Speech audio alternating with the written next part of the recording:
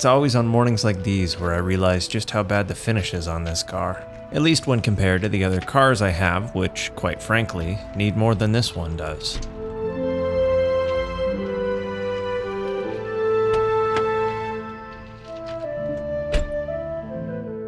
Sometimes I really do wish this car looked as good as it drove, but who really knows if how this car looks plays a part into how charming I think it is. Plus, it's not like I'm in a rush or anything. This car can stay just like this as long as I want. Doesn't affect how it drives one bit, after all.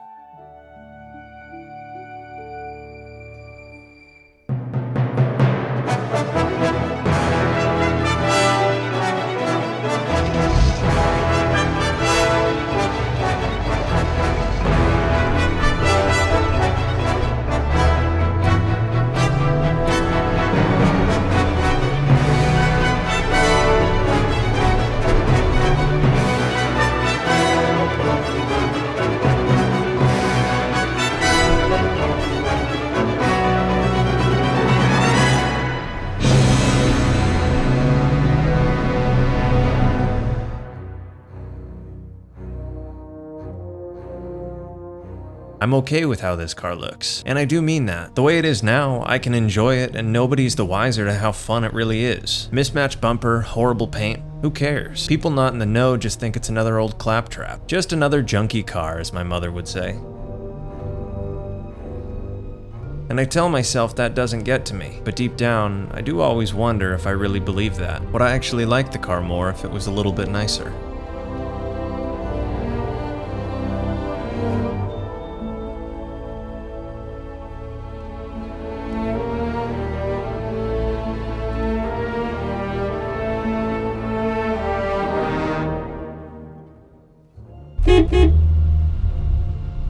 Car envy, paint envy, everything can always be better, can't it? This E30 is a cool car, but right now it's not in a very cool condition, is it? Just because it may not be the prettiest doesn't mean it's not fun to drive.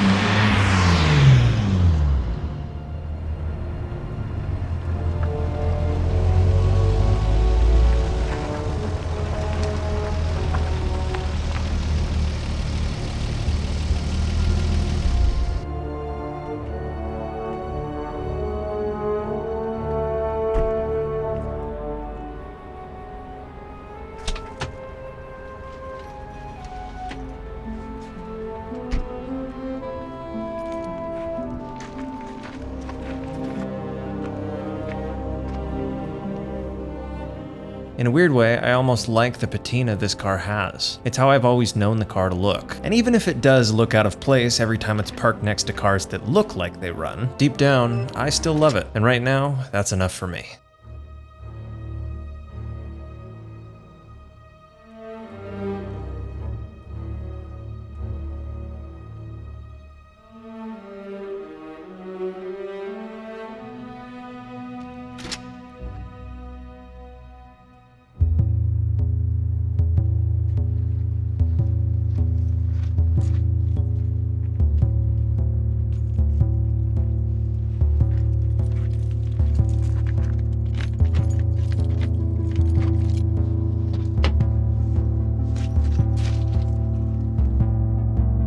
Hold on, was the wheel arch that rusty before? Cause I sure don't remember that.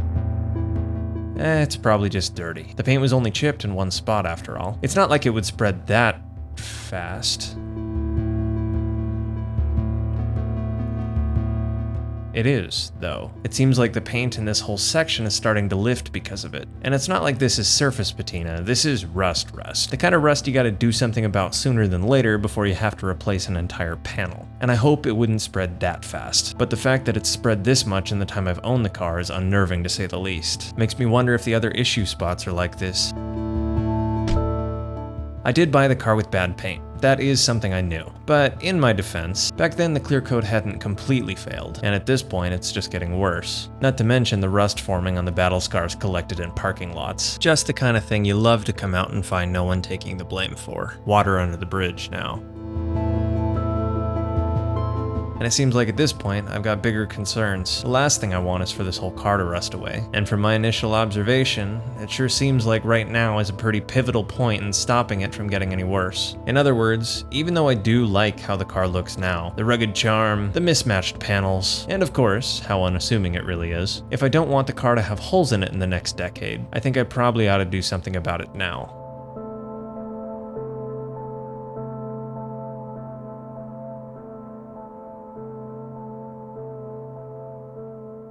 Still extremely expensive to get a good paint job. And I've definitely toyed with the idea of getting a cheap one, but to me, the E30 and the fact that it's kind of a rare color makes me not want to go with the cheapest one I can afford. That would get the job done, but honestly, I'd probably just be in the same position a couple years from now. So if paint's the choice, it makes way more sense to wait until I can afford a good paint job that'll actually last. That, or I guess, spray it myself, which I'm not opposed to, but I'd much rather my first attempt be on a car I care a little bit less about. So right now, it doesn't seem like paint's a really good option for the E30. Sadly, the financials just don't work. It's actually the same reason I wrapped the TT and the S4 as well, and the E30 really is in the same boat. So maybe I should run with that train of thought. If I was gonna wrap the car or paint the car, in this case, the prep is absolutely the same. I can fix the rust, the dents, and sand the entire car down as if I'm getting ready to spray paint. Then once the whole surface is smooth and ready, I can put a wrap on it, making the car look a million times better until whenever the day is that I decide to remove that wrap. So maybe I should reach out to the people who helped me with the other cars. I guess the worst they could say is no.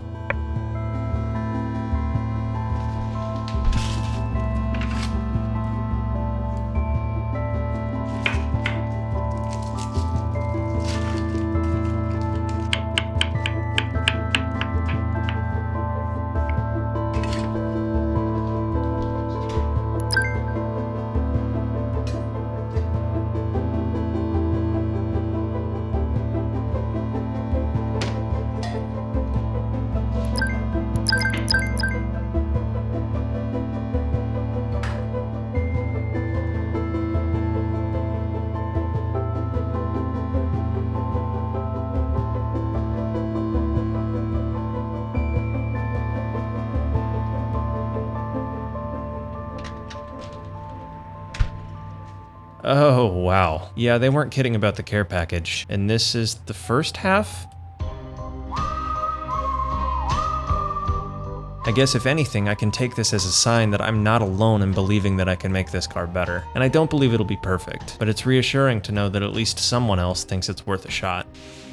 But that also doesn't mean I have any idea what they sent me. I didn't ask for any of this, I was just given tracking numbers. So it's effectively Christmas in August. Thankfully though, they all seem to be things I could use, something that the garage is currently lacking. This first one appears to be a tool cart, for instance. Some assembly required, however.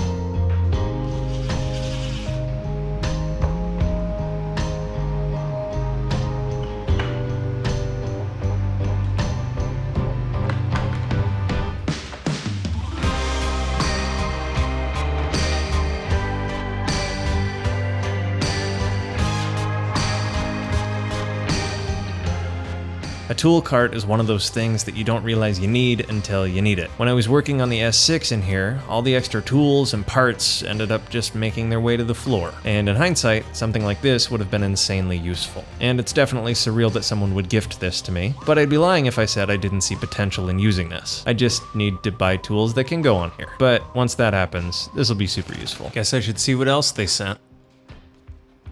It looks like a little bench, one of those ones with caster wheels on the bottom. And ironically, this is in line with another thing I learned when using this garage for the first time. The only seat that I had in here when I was working on the S6 was being used the entire time to prop up the front of the car. That way the radiator didn't hang on the hoses. So honestly, the more places I have to sit down, the better. And once again, crazy that someone would just give this to me. I opened the third box to find hex lights, and these right now are in just about every garage you can find online, and the best part about them is they're super bright. The issue is the hex pattern will not look good with the style of this garage, but that doesn't mean I'm not going to use them for something. In fact, I've got a pretty interesting idea for what they could be used for.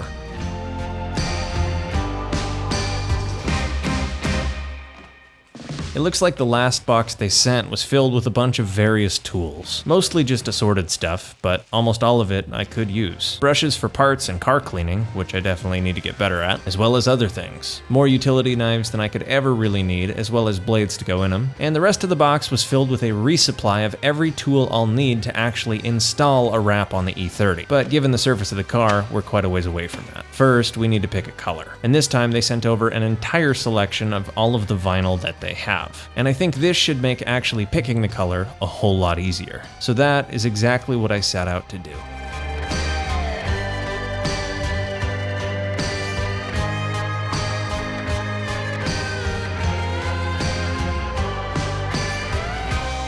Hard not to get lost in this many colors, but I think I've narrowed it down to a couple. And to my knowledge, they're willing to do the same thing they did for the TT. Send me some small 2x1 foot rolls of each of the colors I like so that I can try them out on the car. Makes it a lot easier to pick. So I guess all I've got to do is let them know. I really don't know which of these is going to look best on the car, but at least what I have going for me this time is the actual shape of the E30. Stylistically, it is such a simple car that almost any color will look good. So I guess we'll just see what I think when those colors actually get here. It's still so crazy to me that they're willing to send these at all.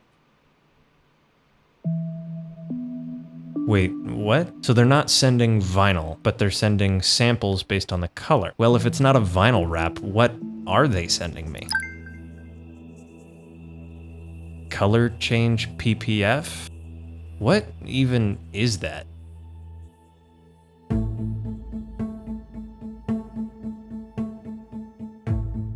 Polyvinyl chloride. Originally synthesized in Germany as a white solid appearing in a glass jar left on a shelf sheltered from the sun for 4 weeks. The year is 1872. Plastic doesn't exist yet. Polyvinyl chloride, however, now does. A flexible polymer with both rigid and pliable forms. Today, we call it PVC, and it's used in pretty much everything, including being the main component in vinyl, which has taken the automotive industry by storm. Vinyl wrap gets its properties from PVC's molecular structure. When you heat it up, it stretches, becomes more liquid, but once it cools down, it's solid again. It has a resting memory. As amazing as it is though, every material sadly has its limits. Those also come from PVC's molecular structure.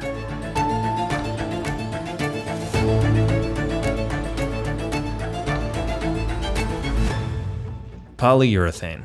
A different polymer, also synthesized in Germany, many years before PVC. Different molecular structure, different properties. A lot stronger, more flexible, and way more resistant to heat. Nowadays, it's similarly used in just about everything, though for the longest time in the automotive world, it was just used as a paint protection film. You just couldn't add color to it. For years, that's what PPF was, and vinyl was what it was. Then around 7 years ago, some people got the bright idea to try and make the best of both worlds possible. The color of vinyl with the better properties of PPF. It was impossible though, not without a hybrid approach. And given the nature of polyurethane itself, adding color wasn't a simple or achievable task. You could mix the adhesive with color, but not the urethane layer. That's what the science at the time said. The people with the dream of colored PPF though, they didn't listen. Nobody with an idea worth pursuing ever does.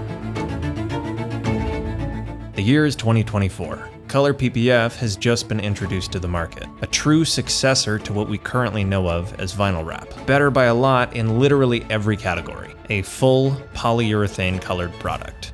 The inner engineer in me can't get enough of this idea. I've only got one question though. What makes my ratty E30 qualified to try this? That I don't understand. Doesn't mean I'm not excited to try it though. Quite a few steps before I get to that stage, however.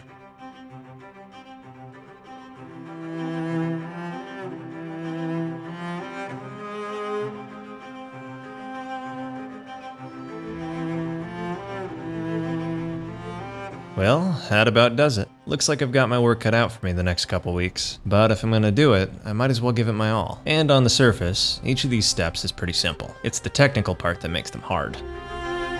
Step 1. Clean the car. Sounds a little counterintuitive if I'm going to be sanding the whole thing, but I don't want to be sanding dirt. That's a good way to get an uneven finish. I also don't want to ruin the trim by sanding it, so all the plastics have to come off too. And even if I didn't have to sand the car, they'd have to come off to wrap it anyways. But once they're off, the hard part begins. Learning how to fix rust and do a bit of body work. That's probably the biggest unknown in this whole process. Sanding the surface is something I did on the TT, though this time the extent I need to sand is a lot more. Enough to keep me more than busy until the color samples arrive. Then it comes comes time for a decision. And it's a little harder now than just picking a vinyl color. Color PPF lasts about 3 times as long. In other words, time to get started.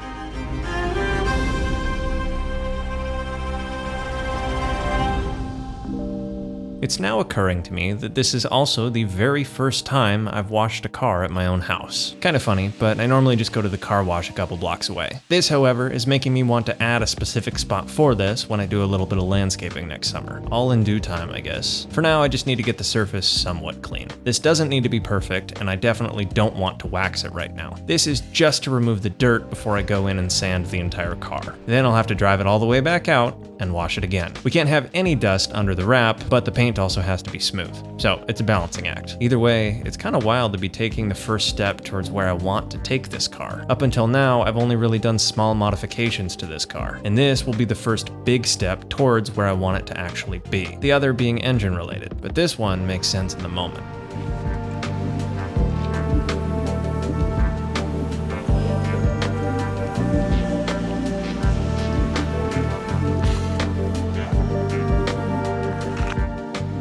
I feel like sometimes it's harder to realize that a change is needed than to actually make it. And right now I wonder how much I'll miss the way this car is. It's how I've always known it to be. But sadly, things just can't stay the same forever, at risk of being stuck in my ways. I guess all I really needed was a little motivation, a push in the right direction, and of course, the support from people in my life who care about me. It's a sad fact of life, but a true one. Nothing lasts forever. Cars, people, everything. Time consumes it all, and knowing that is really the best motivation there is to do something in the present, scary as it might be. Plus, who's to say where you're heading won't be a lot better than where you started? Only way to really find out is to work towards it. Thank you for watching. If you enjoyed the video, consider dropping a like and subscribing for more. That's the best way you can help support me and my content. Either way, I'll see you guys in the next episode. Thank you again. Have a wonderful day.